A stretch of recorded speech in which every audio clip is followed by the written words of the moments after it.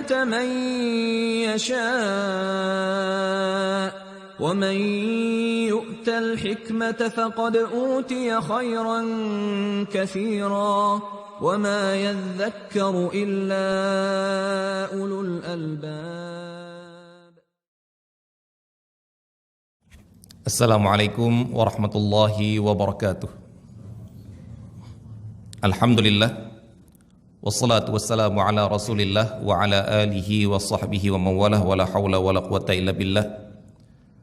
Allahumma arinal haqqa haqqan warzuqna ittiba'ah wa arinal batila batilan warzuqna ijtinabah wa la taj'alhu multabisan alaina fanadil. Allahumma ja'alna mimman yastami'ul qawla fayattabi'u ahsanah fa innaka waliyyu dzalika wal qadiru alaih. Allahumma faqina fid din, Allahumma faqina fid din, Allahumma faqina fid din wa 'allimna at-ta'wil. Hadirin kaum muslimin dan muslimat yang dirahmati Allah Subhanahu wa taala. Alhamdulillah, Allah Subhanahu wa taala mempertemukan lagi kita pada subuh hari ini dalam sebuah majelis ilmu yang mana di sini kita mempelajari hukum-hukum Allah Subhanahu wa taala yang kita sadur dari Al-Qur'an dan sunnah Rasulullah sallallahu alaihi wasallam. Semoga Allah Subhanahu wa taala menjadikan kita orang-orang yang membaca Al-Qur'an, membaca hadis Rasulullah, dan juga menegakkan hukum-hukum yang ada dalam Al-Quran dan hadis Rasulullah sallallahu alaihi wasallam. Amin ya rabbal alamin. Insyaallah pada subuh hari ini kita akan membicarakan tentang sebuah konsep yang kita namakan dengan konsep kepemilikan harta dalam Islam. Konsep kepemilikan harta kita tinjau dari syariat Islam, kita tinjau dari fikih Islami, yang mana dengan kita mengetahui konsep ini, kita bisa menempatkan diri kita dalam hukum berkaitan dengan harta, yaitu hukum berkaitan dengan halal dan haram. Baik itu dalam perbuatan kita, pada harta kita sendiri, ataupun keyakinan kita terhadap perbuatan orang lain di dalam harta. Terkadang kita tidak memperlakukan harta, kita tidak memperjualbelikan harta, kita tidak menginfakkan harta, memang kadang-kadang kita tidak punya harta. Tapi Allah Subhanahu wa taala akan memberi penilaian kepada diri kita gara-gara sikap kita terhadap orang lain yang menggunakan harta. Contohnya misalnya, apakah kita mengakui benar perbuatan dia dalam menginfakkan harta ini? Apakah kita mengakui benar perbuatan dia dalam memperoleh harta ini? Apakah kita meridhoi perbuatan dia dalam menginvestasikan harta dalam hal ini? Di situ Allah Subhanahu wa taala akan menilai kita, yaitu penilaian terhadap keyakinan. Karena ada sebagian orang dia tidak melakukan riba, dia tidak bertransaksi riba, karena memang dia bisnisnya bukan pinjam-minjam, bukan ya utang piutang, bukan rentenir. Dia juga tidak pernah berhutang kepada bank karena dia memang tidak butuh. Tapi dia meridhoi perbuatan orang lain, sebuah sistem yang terkandung riba di dalamnya, dari perbuatan orang lain. Nah, ini bahkan bisa lebih bahaya daripada perbuatan dia. Perbuatan orang yang bermaksiat dosa. Tapi keyakinan orang yang tidak berbuat ini tapi meridhoi, menganggap itu biasa, menganggap itu halal, itu lebih parah, lebih dosa. Kenapa? Karena sudah menyangkut keyakinan. Dia tidak pernah berzina, dia menjaga dirinya dari perzinaan. Perselingkuhan itu merupakan sebuah aib, cacat yang sangat besar dalam keluarga. Dia melakukan, dia seperti itu keinginan dia. Tapi ada lokalisasi, ada orang melampiaskan nafsunya kepada wanita lain, perselingkuhan, dia menganggap ya laki-laki biasalah. Nah, ya wajarlah. Ataupun terkadang kalau ungkapan orang-orang yang bersalah dan mencari teman, gitu, kalau kita dengar, kita bisa menilai seseorang dari ungkapannya. Seperti misalnya kita contohkan, seperti orang yang bersalah, sudah ngakui dia bersalah, dan dia tidak bisa menunjukkan bukti bahwasanya dia tidak bersalah, namun dia tetap ngeyel, dia tetap bersikeras ingin membela diri, tapi tidak punya cara pembelaan yang lain, tidak punya pembelaan, ini nggak salah, ini ada saya bukti, ini nggak punya dia cara bela yang lain, maka dia cara pembela dia yang terakhir adalah, ya kamu merasa paling benar aja. Nah, kalau ada orang ungkapkan itu, Pak, ingatlah bahwasanya itu adalah cara terakhir dia membela diri, yang mana cara pembelaan diri ini sebenarnya tidak benar. Itu cuma dengan playing victim, seakan-akan dia adalah korbannya yang dikorban oleh orang-orang sombong, yaitu orang-orang yang merasa benar sendiri. Nah, dalam hal perbuatan jelek yang telah pernah dilakukan misalnya, ataupun yang dia ridhoi misalnya, maka dia akan mengatakan seperti ini, kamu pernah selingkuh enggak? Akan dijawab, ya kita jangan munafik lah. Nah, itu kata-kata itu berarti apa? Ya, pernah selingkuh. Tapi ya jangan menyalahkan orang yang berselingkuh lah. Ya kita semua juga pernah selingkuh lah. Jangan munafik lah. Kamu pernah minum-minum enggak? Ya kita laki-laki ya jangan munafik lah. Jawaban dia. Nah, ini model jawaban sini adalah jawaban orang bersalah, tapi dia tidak bisa membawakan bukti bahwasanya dia tidak bersalah, akhirnya menyalahkan orang lain atau mengajak orang itu bersama-sama salah. Ini yang lebih parah, itu membenarkan sebuah perbuatan maksiat lebih parah daripada melakukan maksiat tapi dia mengakui dia sedang berada di dalam maksiat. Nah, marilah kita mempelajari konsep ini. Kita di sini bukan sedang belajar fikih muamalah. Saya tekankan lagi, kita bukan sedang belajar fikih muamalah, namun kita sedang berbicara tentang dasar konsep pemahaman kita dalam kepemilikan harta. InsyaAllah akan kita bawakan beberapa dalam bentuk poin-poin. Poin yang pertama dalam konsep kepemilikan harta, dan poin pertama itu poin yang sangat utama yang dibahas oleh para penulis kitab Al-Iqtisad Al-Islami, kitab sistem ekonomi Islam.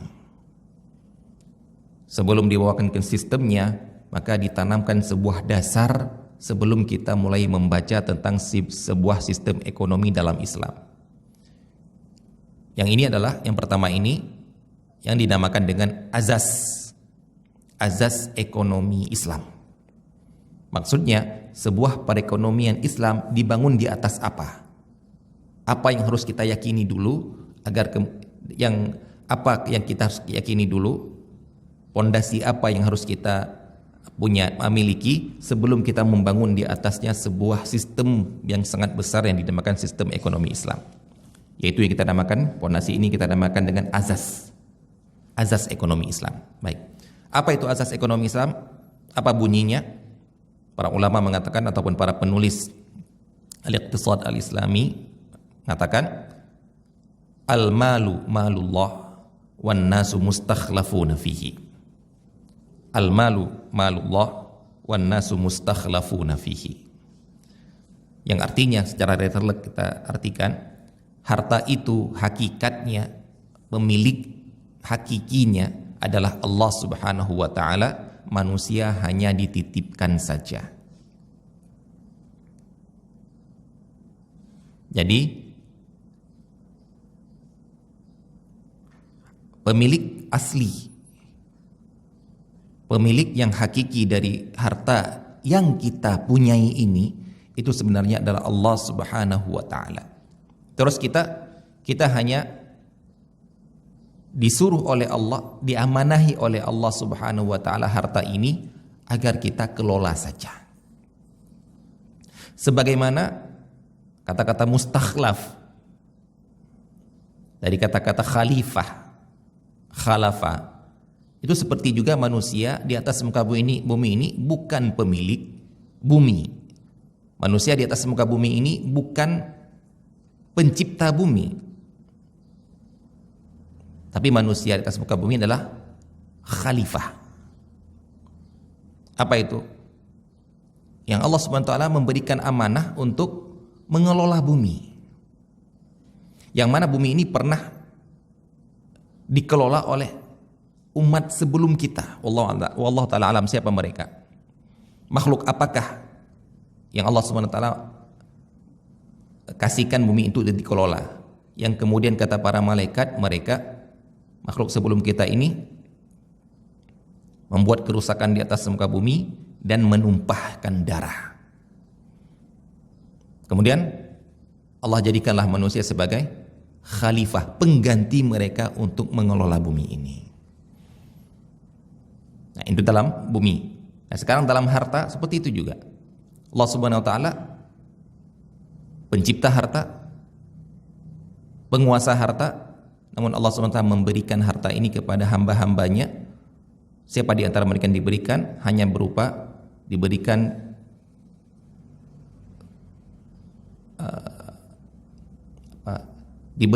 kesempatan untuk mengelolanya saja. Ini adalah keyakinan kita, dan azas ini harus berada di dalam hati kita. Nah, azas ini berdalilkan apa? Dalilnya apa? Bahwasanya ini adalah azas utama dalam harta. Dalilnya adalah surat An-Nur ayat 33. Allah Subhanahu wa taala berfirman di dalamnya,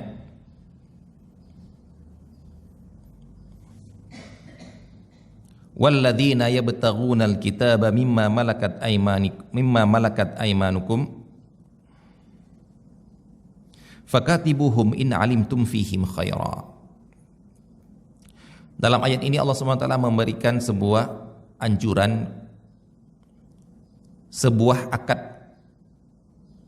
antara seorang tuan dengan budaknya. Itu yang dinamakan dengan akad kitabah. Akad kitabah adalah akad yang dilakukan oleh seorang tuan dengan budak atau hamba sahayanya. Dan kita mengakui, kita mengimani hukum Allah Subhanahu wa taala dalam hal perbudakan. Bahwasanya perbudakan itu tidak mansukh, tidak terhapus dari hukum Islam. Saya pernah mendengar ada seorang berpemahaman liberal, dia mengatakan perbudakan itu sekarang sudah mansukh. Saya kalau dia bilang perbudakan di atas muka bumi ini ya sekarang sudah tidak ada wujudnya.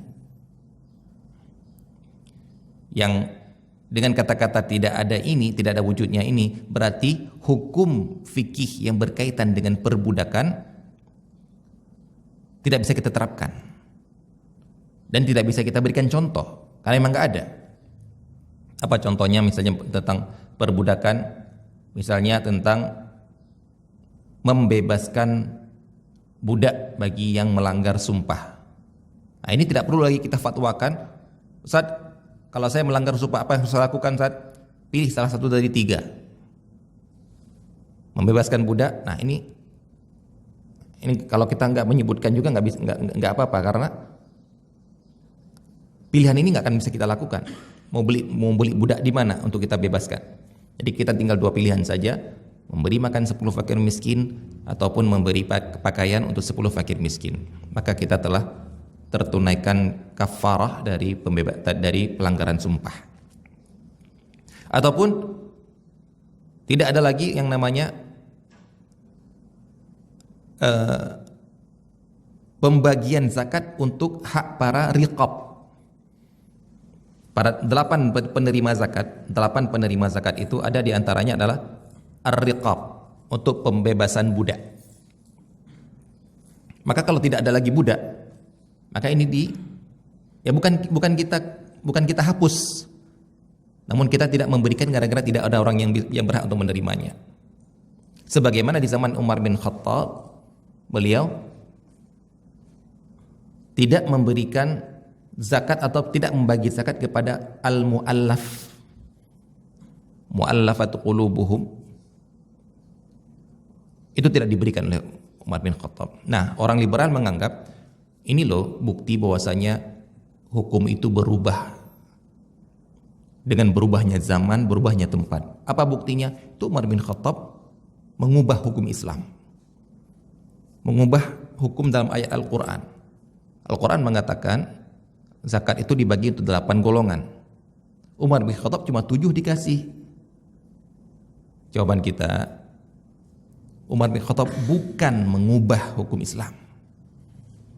Tapi Umar bin Khattab tidak memberikan kepada mu'allaf karena di zaman Umar bin Khattab dianggap tidak ada mu'allaf. Kenapa? Di zaman Rasulullah SAW, Abu Bakar, masih perlu ada orang yang baru masuk Islam, perlu untuk diberikan bantuan harta agar imannya teguh dalam Islam, nggak murtad lagi. Atau adanya orang-orang yang perlu, orang-orang yang masih kafir, para pemuka-pemuka kafir agar tidak ganggu kita, agar dia tidak mengajak orang-orang kafir untuk menyerang kita, kita kasih harta agar dia diam. Kata Umar bin Khattab, kita sekarang kuat, gak perlu lagi gini, mau nyerang, ayo. Yang udah Islam mau murtad lagi, tak penggal. Jadi bukan berarti menghapus hukum Islam Umar bin Khattab, namun tidak memberikan gara-gara menurut pandangan beliau nggak ada lagi yang asnaf ini sekarang. Seperti misalnya di zaman kita sekarang ini, misalnya kita mengatakan nggak ada lagi fisabilillah, nggak ada jihad fisabilillah, maka bagian jihad kita tidak berikan. Tidak ada riqab, bagian riqab tidak berikan. Bukan gara-gara kita sedang mengubah hukum Islam, tidak. Nah, saya pernah mendengar langsung seorang liberal ini mengatakan perbudakan itu sudah mansukh. Nah, kalau dia bilang sudah mansukh, itu berarti hukum Islam. Kemudian saya heran waktu itu, mansukh dari mana? Ayat apakah yang memansukhkan? Karena secara usul fiqh yang namanya nasikh dan mansukh hanya berlaku dalam masalah dalil naqli. Dalil naqli itu hanya berlaku dalam dalil berupa wahyu, Al-Quran dan Sunnah. Al-Quran menasahkan Al-Quran, Al-Quran menghapus hukum Al-Quran yang sebelumnya, hadis yang menghapus hukum hadis sebelumnya, atau hadis menghapus hukum dalam Al-Quran, atau Al-Quran menghapus hukum dalam hadis. Itu yang dibahas nasikh dan mansukh. Kemudian dia mengatakan perbudakan sudah mansukh. Saya waktu itu bayangkan ayat mana yang memasukkan perbudakan. Ternyata dia bilang yang memansuhkannya adalah adat. Oh, ini permainan mereka. Jadi akhirnya mereka membuat sebuah usul fiqh sendiri agar bisa berkreasi dalam hukum. Yang mereka namakan dengan usul fiqh progresif, mungkin pernah dengar. Jadi mereka untuk mengubah hukum, untuk bisa mengubah hukum kayak seakan-akannya sah, benar, mereka nggak semerta-merta. Oh ini nggak apa-apa, nggak. Oh ini boleh, nggak pakai gitu mereka. Kalau itu terlalu awam, terlalu ekstrim. Tapi mereka lakukan dengan cara mengubah cara berdalil, yaitu usul fiqh. Oh jangan pakai usul fiqh yang zamannya Imam Syafi'i, jangan pakai usul fiqh zamannya Abu Hanifah. Itu usul fiqh yang berlaku di zaman mereka. Kita zaman sekarang kan udah modern, kita punya usul fiqh sendiri. Usul fiqh apa? Progresif. Oh di zaman dulu nasikh mansukh hanya berlaku dalam dalil, sekarang enggak. Adat pun bisa menasakh Al-Quran. Na'udzubillahi min dzalik. Jadi mereka mengatakan karena sekarang adat, keadaan secara internasional, orang sudah tidak mengakui lagi adanya perbudakan, maka kita katakan perbudakan dalam Al-Quran yang disahkan dalam Al-Quran dalam hadis sudah dimansukhkan dengan adan. Ini cara mereka mengatakan. Apakah mereka salah? 100% salah mereka. Itulah kalau tidak menuntut ilmu dari ahlinya. Itulah orang-orang yang bisa kita sematkan pada mereka gelar Ruwaibidah. Di akhir zaman kata Rasulullah sallallahu alaihi wasallam, ketika kurangnya ilmu, zaman yang penuh dengan tipu muslihat, yang orang penuh dengan orang yang amanah tidak dipercayakan lagi, orang pengkhianat malah diberikan amanah kepercayaan, orang yang pendusta kemudian dibenarkan, orang yang jujur kemudian disalahkan. Nah, di saat itulah akan muncul kata Rasulullah sallallahu alaihi wasallam Ar-Ruwaibidah. Para sahabat nanya, siapa Ruwaibidah ya Rasulullah? Ar-rajulut tafih yatakallamuna fi umuril ammah. Orang dungu namun berbicaranya tentang kemaslahatan umat. Kalau dia bicara tentang kemaslahatan keluarganya sendiri, anaknya sendiri, itu terserah dia. Kalaupun merusak keluarganya sendiri. Tapi dia merasa harus berbicara tentang kemaslahatan umat. Tentang bagaimana untuk kemaslahatan para muslimah. Kemaslahatan tentang ekonomi umat. Siapa dia? Orang kalau kita koreksi ternyata nggak paham hukum Al-Quran dan Sunnah. Ar-rajulut tafih. Kalau kita bilang bodoh dalam agama, itu tidak punya dasar-dasar ilmu agama. Sebagaimana kalau kita bilang orang ini bodoh fisika, orang ini bodoh teknologi, gaptek. Walaupun pinter dalam ilmu sosial, pinter dalam analisa akuntansi misalnya, statistik, namun kita kasih teknologi nggak bisa. Nah, dia bodoh dalam ini, maka jangan ngomong teknologi. Begitu juga kalau orang bodoh dalam agama, tidak punya dasar ilmu agama, jangan bicara agama. Nah, mereka ingin bicara agama, nggak pintar ilmu agama, akhirnya mereka membuat kaedah sendiri agar nampak itu adalah seperti ilmu agama bagi orang-orang awam. Nah, kita lanjutkan, kita kembali lagi ke dalam pembahasan ini. Nah, perbudakan itu akan ada sampai hari kiamat. Bahkan di antara salah satu tanda hari kiamat adalah antalidal amatu rabbataha. Ketika seorang budak wanita melahirkan tuannya. Itu tanda hari kiamat.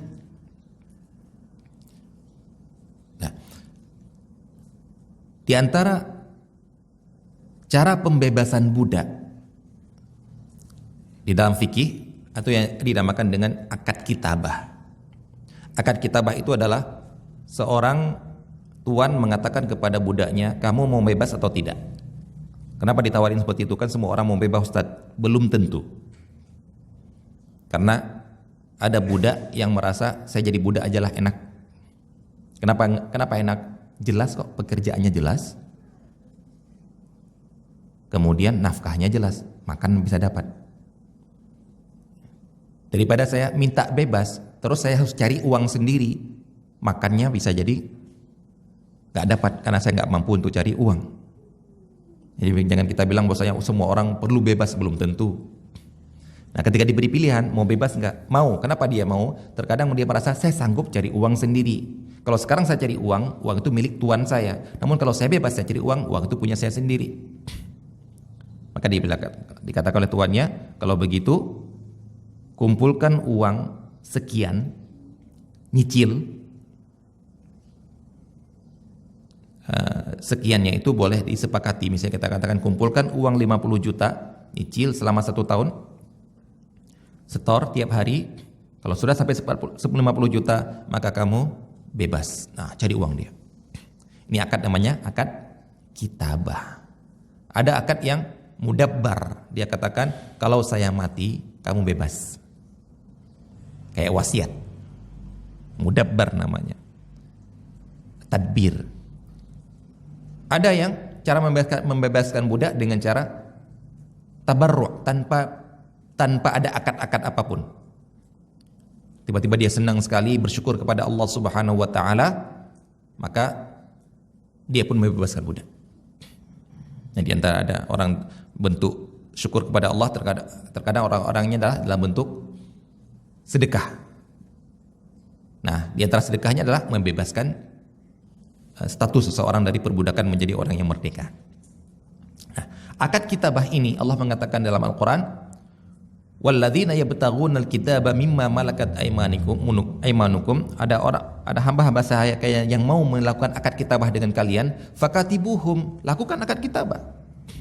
In alimtum fihim khaira, kalau kamu tahu mereka bisa ngumpulin harta. Baik, dia berarti bicara masalah harta ini. Kemudian Allah mengatakan di lanjutan ayatnya,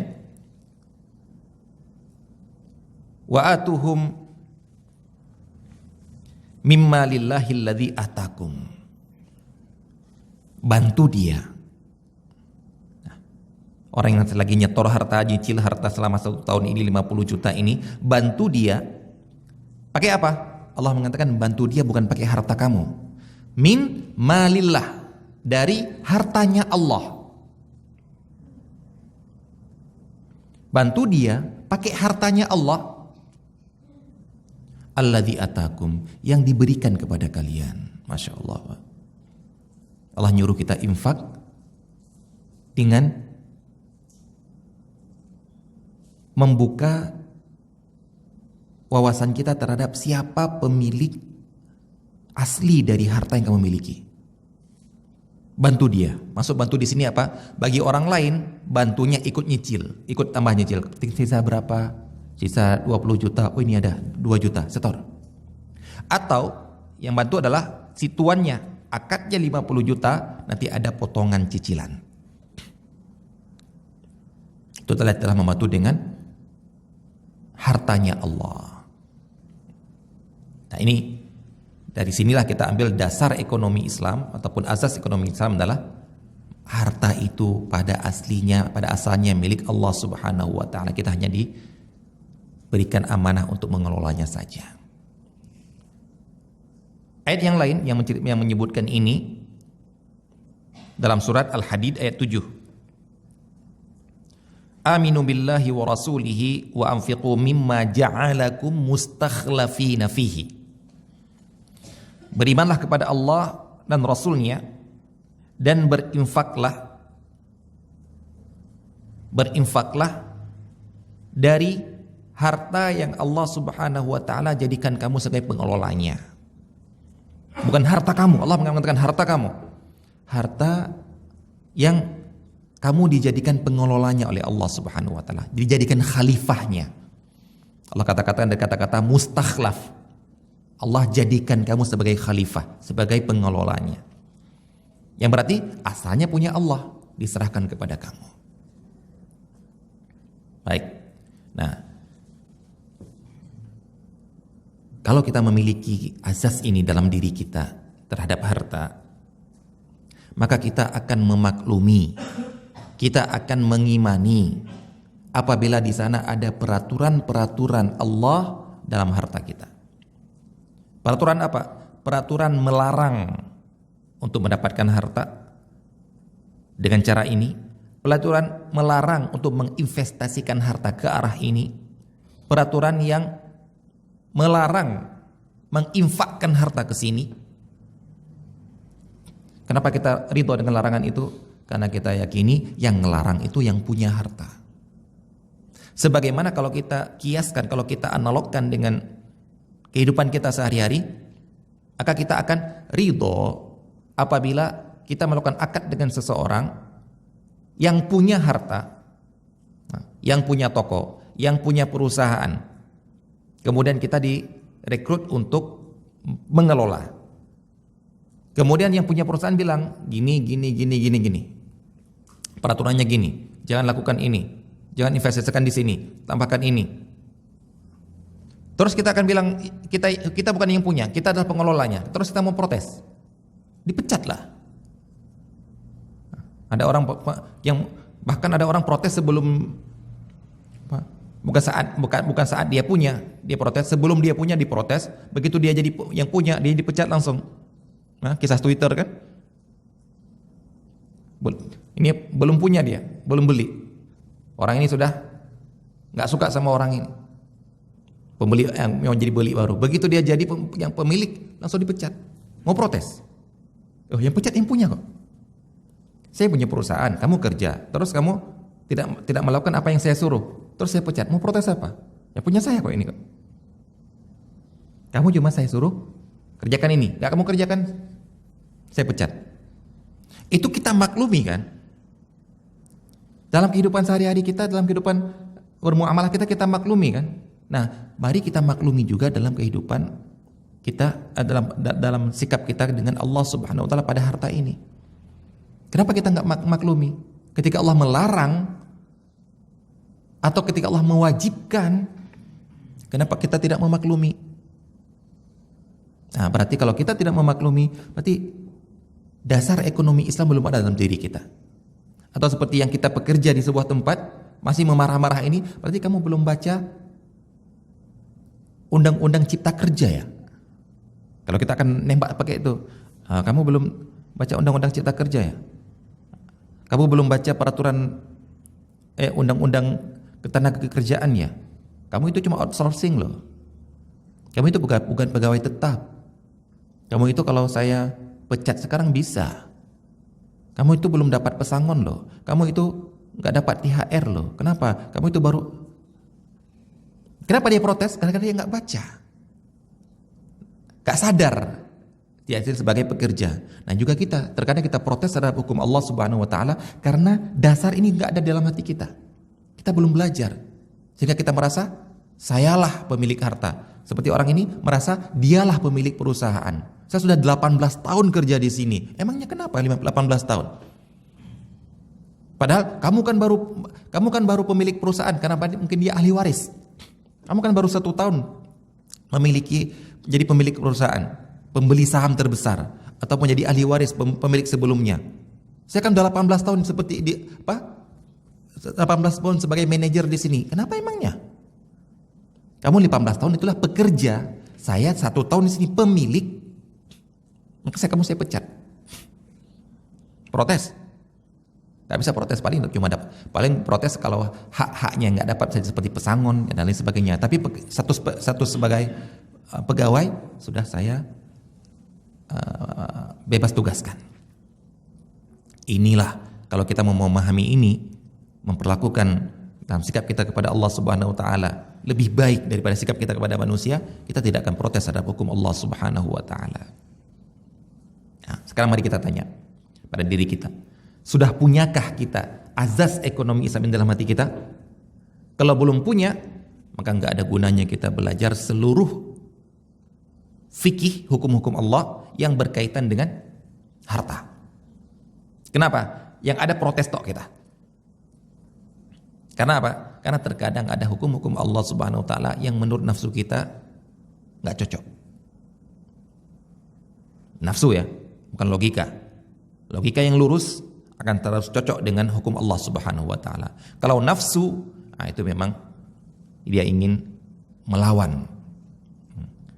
Orang-orang yang menjadikan nafsunya sebagai panduan, nafsunya sebagai Tuhan, maka dia akan tersesat. Nah, mari kita contohkan beberapa hukum-hukum fikih atau hukum-hukum Islam yang berkaitan dengan harta. Kita mulai dari ibadah, yaitu seperti hukum zakat.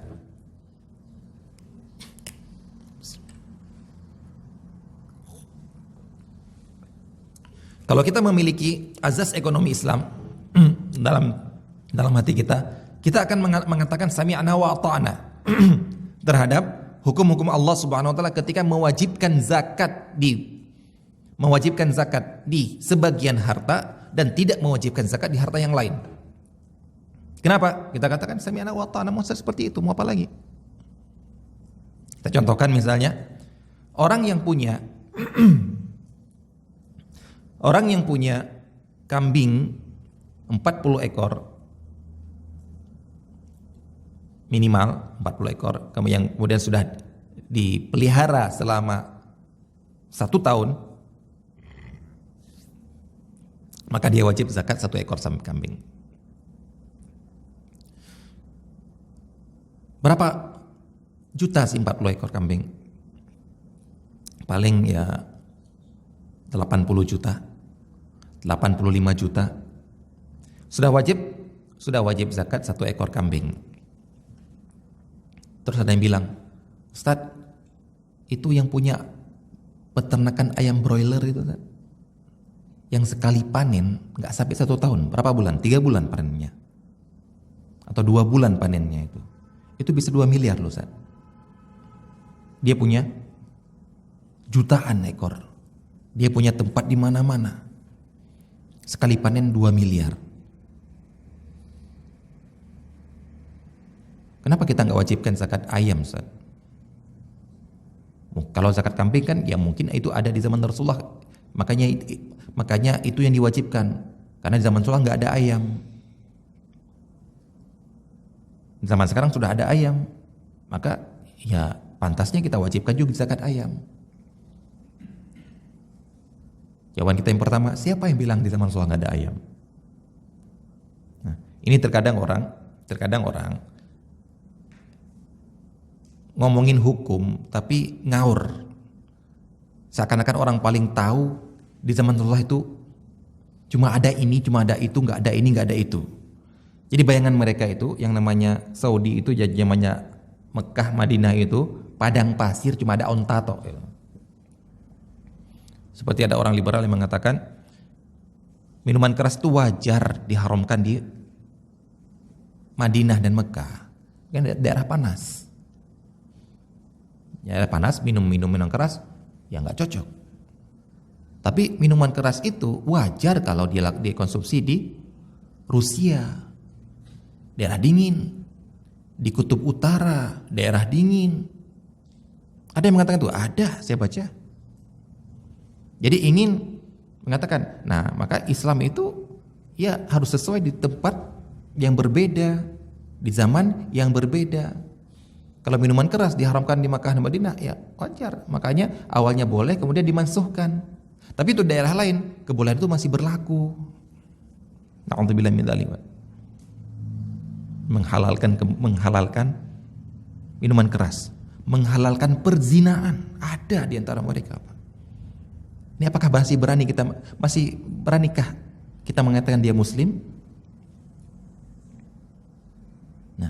Maka kita jawab, ini orang nggak paham ya, nggak pernah ke Madinah kayaknya ini, nggak pernah ke Madinah. Bagaimana dinginnya Madinah di musim dingin? Bagaimana dinginnya Jazirah Arabia, Saudi, bahkan ada tempat yang turun salju. Jadi kayaknya namanya padang pasir tuh padang pasir panas, negeri panas. Kenapa? Emang nggak pernah ke sana, nggak pernah haji mungkin, nggak pernah umrah. Itu juga ada orang mengatakan, ya di zaman Rasulullah itu kan alat musik yang ada kan cuma rebana, makanya itu yang dibolehkan. Nah, di zaman kita kan sebenarnya alat musik sudah beragam, maka boleh juga yang lain. Seandainya alat musik itu ada di zaman Rasulullah, pasti boleh juga. Na'udzubillah min dzalik. Kita katakan, siapa yang bilang alat musik zaman Rasulullah itu cuma adanya rebana? Tuh siapa yang bilang? Seruling sudah ada, gitar sudah ada, dinamakan dengan naud, pakai senar ada. Jadi jangan membayangkan kayaknya zaman primitif. Sampai ada pernah mengatakan kepada anak, ketika membicarakan masalah al-istihdad itu sunnahnya di bulu kemaluan, rambut kemaluan itu dicukur. Sunnahnya di bulu ketiak, rambut ketiak dicabut. Sanggup? Harus sanggup. Nah, ada yang bilang kemana? Ustaz, emangnya di zaman Rasulullah itu ada silet tuh? Nah, bayangannya kayaknya silet itu cuma ada di zaman sekarang. Bayangan dia pakai pisau dapur itu nggak bisa kita mencukur, ngerik rambut kemaluan. Mana bilang, oh ini orang nggak paham ini. Dikiranya di zaman dulu nggak ada pedang, pisau, setajam silet. Yang sutra itu nggak usah ditebas, lempar ke atasnya, taruh gini, putus. Nggak tahu dia, kayaknya dikiranya di zaman suatu primitif. Silet yang tajam baru ada. Kita silet itu cuma berapa kali pakai, habis itu buang kan? Mereka tuh berkali-kali bisa. Nah itulah payahnya orang seperti ini. Wawasannya picik, tapi kayaknya mau ngomong tentang kemaslahatan umat. Gak ada. Kan ayam kan gak ada zaman Rasulullah. Siapa bilang gak ada? Nah, mungkin kalau lele mungkin ya kita katakan enggak. Nah, jawaban kita adalah, kalau ada yang mengatakan, kenapa kita nggak mewajibkan zakat ayam? Kenapa kita nggak wajibkan zakat lele? Jawaban kita yang pertama adalah kita katakan, sebutkan cara kita mewajibkan harta orang lain agar kita mau nyamakan dengan kambing yang kita namakan dengan qiyas. Baik dalil nggak ada, cari qiyas. Qiyas apakah yang kamu pakai agar kita membolehkan atau kita mewajibkan zakat ayam? Oh gini, berarti kamu nggak paham qiyas, nggak paham usul fiqh sebenarnya. Cuma kayaknya nampak untuk maslahat umat kita harus mewajibkan. Kalau begitu nanti orang yang lebih kaya raya nggak dapat uang, nggak wajib zakat daripada orang yang cuma punya kambing 40 ekor itu. Siapa bilang nggak wajib zakat? Kita mengatakan nggak wajib zakat ayam. Tapi dengan dia panen dapat uang 2 miliar, ada zakat yang lain. Zakat harta namanya. Nah, seperti kerbau. Kerbau itu para ulama mengatakan qiyas dia wajib zakat juga seperti zakatnya sapi. Sebagaimana dia juga bisa disembelih untuk kurban, sebagaimana bolehnya dijadikan kurban hewan sapi. Apa itu? Kerbau. Pakai apa? Qiyas. Mirip. Ini apa miripnya ayam sama kambing? Nggak ada. Cari qiyas kesamaan. Ya, ternyata mereka orang-orang yang nggak bisa melakukan qiyas, namun hanya menggunakan hawa nafsu saja agar nampak lebih, agar nampak untuk berbicara tentang maslahat umat.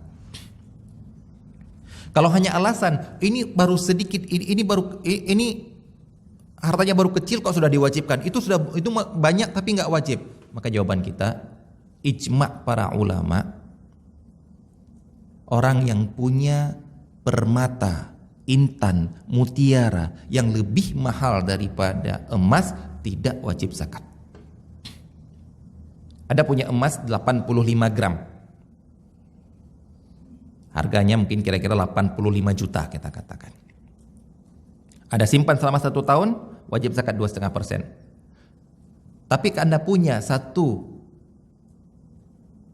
batu zamrud yang harganya mungkin wallahu ta'ala harganya mungkin miliaran, ratusan juta, Anda miliki sudah puluhan tahun Anda miliki. Anda simpan, Anda jadikan perhiasan, tidak wajib zakat. Ijma' para ulama. Kenapa? Kembalikan ke asas ekonomi Islam. Sami'na wa ata'na. Ini wajib, itu tidak wajib. Allah mengatakan dalam Al-Quran, khudh min amwalihim sadaqatan. Ambil dari sebagian harta mereka. Ternyata tidak semua harta wajib zakat. Zaman dulu kuda sudah ada. Orang yang punya kuda itu lebih mahal daripada orang yang punya unta. Kita lihat dalam pembagian ghanimah. Pembagian ghanimah itu harta rampasan perang yang akan dibagikan kepada para mujahid yang ikut perang. Itu orang yang pasukan berjalan kaki apa namanya? Infanteri ya.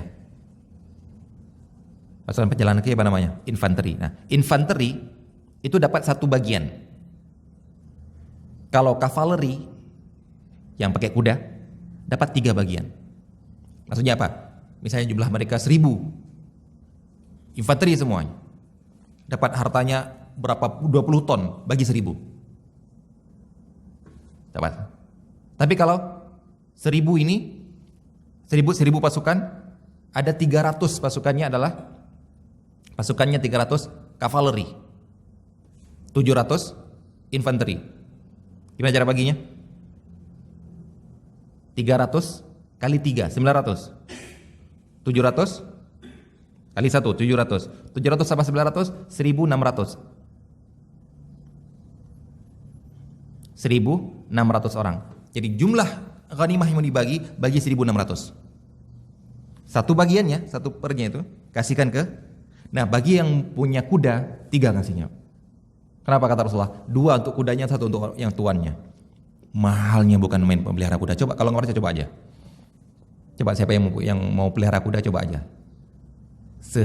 Sebesar apa biaya pemeliharaan kuda bandingkan dengan sapi? Sudah ada di zaman Rasulullah. Tapi apakah wajib zakat kuda? Tidak wajib zakat kuda. Ya. Orang punya simpanan emas cuma senilai 100 juta. 100 gram. Sudah wajib zakat.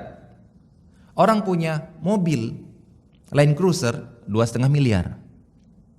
Punya 3 ada di rumah. Wajib zakat? Enggak wajib zakat. Punya properti, punya rumah, harganya 46 miliar, wajib zakat? Enggak wajib zakat. Kenapa? Jawabannya lah sami'na wa ata'na. Anda ridho? Kalau belum ridho, bangun dulu pondasi ekonomi Islam ini agar Anda ridho terhadap hukum Allah Subhanahu wa taala. Ada orang menjadi petani padi. Kalau bisa panen padi yang menghasilkan beras 750 kilogram, 7,5 kuintal, itu sudah wajib zakat 10% ataupun 5% tergantung pengairannya pakai apa. Berapa sih harga gabah yang bisa menghasilkan 7,5 kuintal? Kita kata misalnya harga gabahnya 2 ton misalnya. Berapa sih harga gabah 2 ton? Kali 5.000 lah, kalau kali 6.000. Ya. Sudah wajib zakat. Tapi ada orang panen sengon.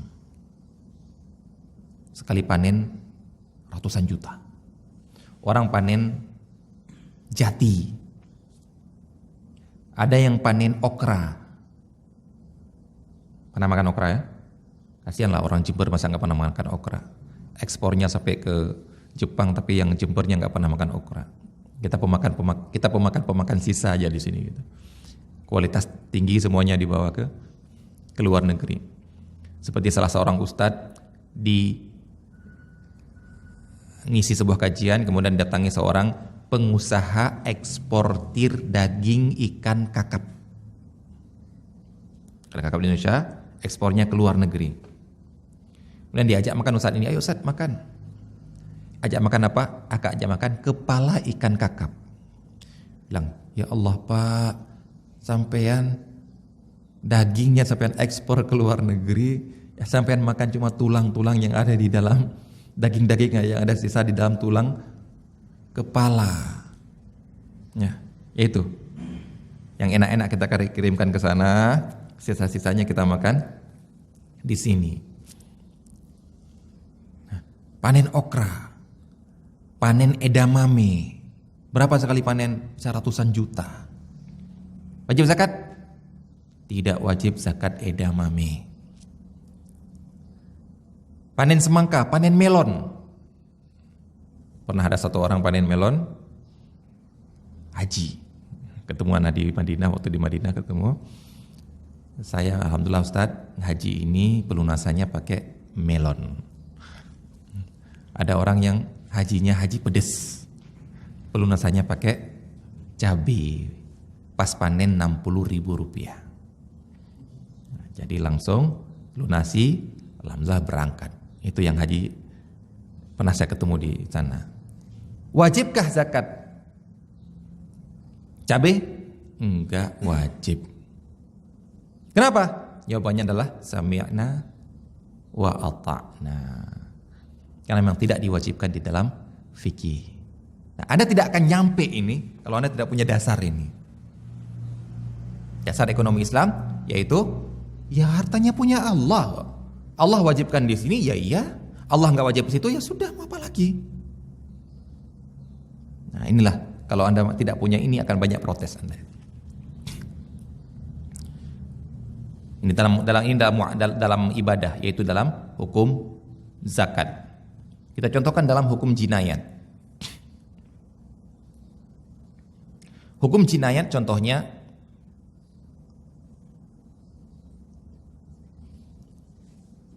membunuh tanpa sengaja.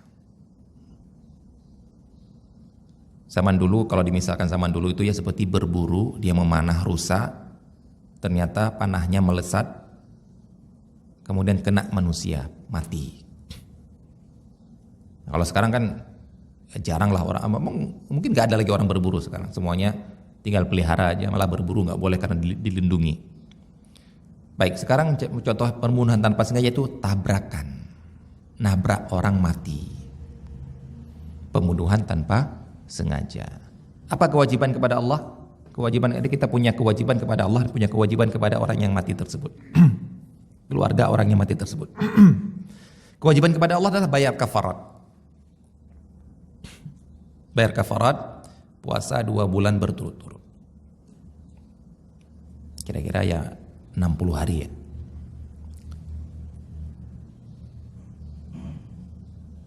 Adapun kepada manusianya, kita wajib bayar diat.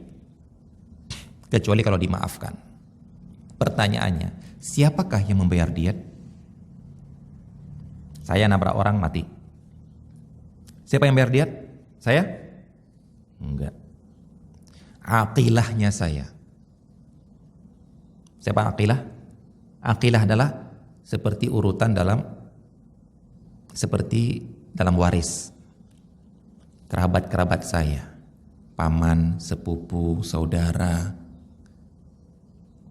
itu semua yang bayar. Mereka kumpulkan uang untuk bayar 100 ekor onta ke orang yang saya tabrak. Baik, pertanyaannya sekarang, antum mau nggak seperti ini? Tiba-tiba datang kerabat antum dari jauh, datang antum minta, Pak, ini ada saudara kita nabrak orang mati kemudian ini, maka kita minta Anda untuk membayar, ikut bayar. Apa jawaban antum? Yakin anak jawab. Yakin anak. Jawaban antum yakin anak sudah terbayangkan sudah. Nah, yang nabrak dia kok saya yang bayar. Berarti ini perlu kita pahamkan. Seperti inilah namanya aqilah. Yang baru wajib saya yang bayar sendiri kalau saya bunuh dengan sengaja. Kemudian saya nggak diqisos, bayar diat, saya cari sendiri itu. Nah, di orang-orang Arab yang punya kabilah ya, yang punya kabilahnya sendiri, yang kita tahu yang orang Indonesia banyak kabilah ya. Nah, Bahmud ya, Bafaqih, Bajabir, Bajubair, Bakri, itu namanya kabilah yang dihimpun oleh seorang kakek tua mereka ya, urutan keberapa wallahu taala alam. Nah, mereka itu ketika yang Anda tahu di Saudi itu, mereka punya namanya sundukul ailah. Donasi untuk sesama kabilah. Apa itu? Jadi ketika ada kejadian seperti ini, enggak nyari-nyari lagi. Jadi apa? Oh, ada kejadian ini yang harus dibayar dari uang kita. Langsung ambil dari sini. Jadi nggak usah ngumpul-ngumpul uang dari awal lagi, nggak usah. Nah, tapi kan kita orang nggak punya, orang Jawa kan orang nggak punya ailah ya, orang nggak punya nasab. Apa kita namakan apa sih? Mereka orang-orang turunan Arab ada semua ini, kita nggak ada kan? Ayo jangan kalah ya. Bikin dari sekarang. Ya, mereka juga kan bikin dari awal itu. Dari manakah kita mulai? Dari saya, mulai lanjutkan. Nah, kita bikin, mau dari saya, mau dari bapak saya silahkan. Nah, bikin kerukunan, misalnya kan uang kerukunan sesama ini untuk membantu sesama mereka. Nah, ridho enggak? Anda kalau diminta uang, ridho atau tidak? Enggak ridho. Kenapa? Gara-gara kita enggak paham hukum Islam.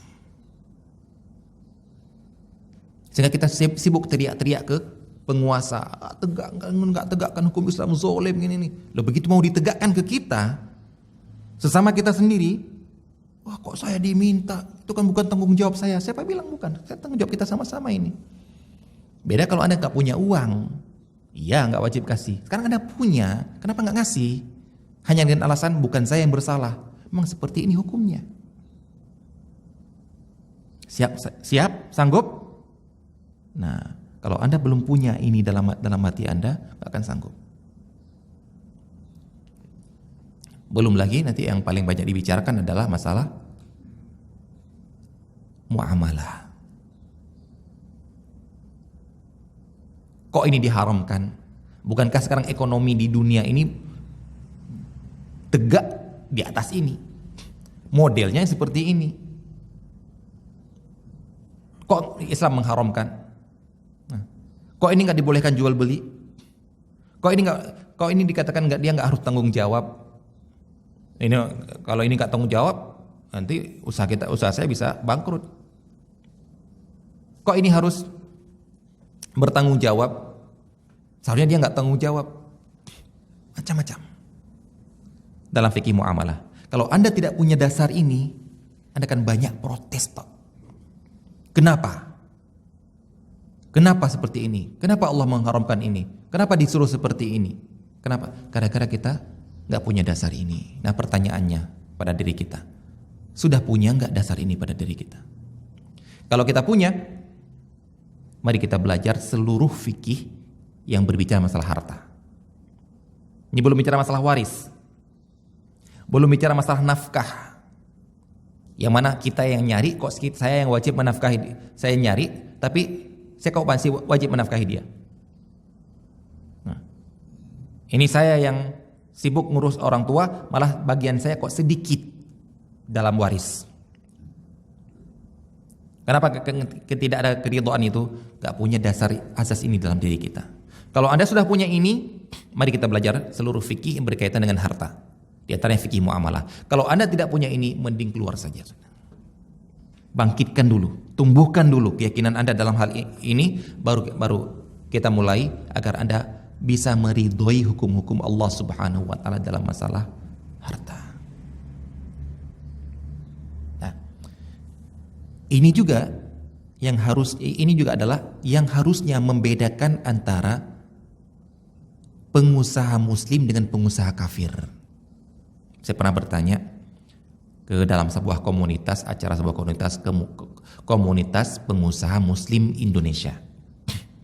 Saya tanya, apa bedanya pengusaha muslim dan pengusaha kafir?